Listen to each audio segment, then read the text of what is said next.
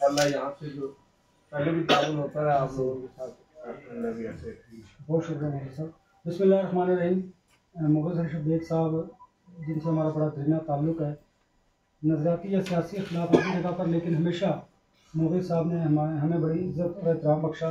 मैं ज़ाती तौर पर भी अपने ग्रुप की जानिब से भी आपका सलमान अवान साहब, आप मेरे कोलीग भी हैं, भाई भी हैं, आपसे तो बड़ा मोहब्बत और प्यार का रिश्ता, आपका भी शुक्रिया।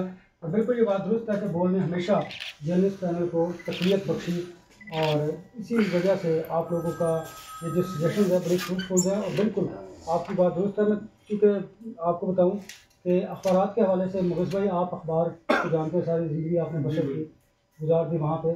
सलमान साहब 65 करोड़ रुपए ITNE से Rawalpindi Islamabad union of journalist ने लेकर दिए। उनके प्रेसिडेंट तारिक नज़ीर साहब यहाँ पर मौजूद हैं। इनकी और इनकी पूरी टीम की काबिश है। आप समझते हैं 65 करोड़ रुपए लेकर देना ये कोई मामूली बात नहीं, बहुत बड़ी बात। दूसरी, आप दोनों ने जो निशानदेही की, बिल्कुल हमें भी इसका इजहार है बड़ी अच्छी तरह से। और हमने इलेक्शन कैंपेन के दौरान ही एक AI, आपको पता है आर्टिफिशियल इंटेलिजेंस और IT का दौर है, और बिल्कुल हमने दूसरे सोल्यूशंस की तरफ जाना है, अल्टरनेटिव ज़ायद ढूंढने हैं, ताकि जो इस वक्त चैनल्स की पोजीशन है, बिल्कुल आपकी बात दुरुस्त है, ये दम तोड़ते चले जा रहे हैं। जिस तरह अखबार एकदम से ख़त्म हो गए, तो फिर इसी तरह TV चैनल्स का भी यही हाल है।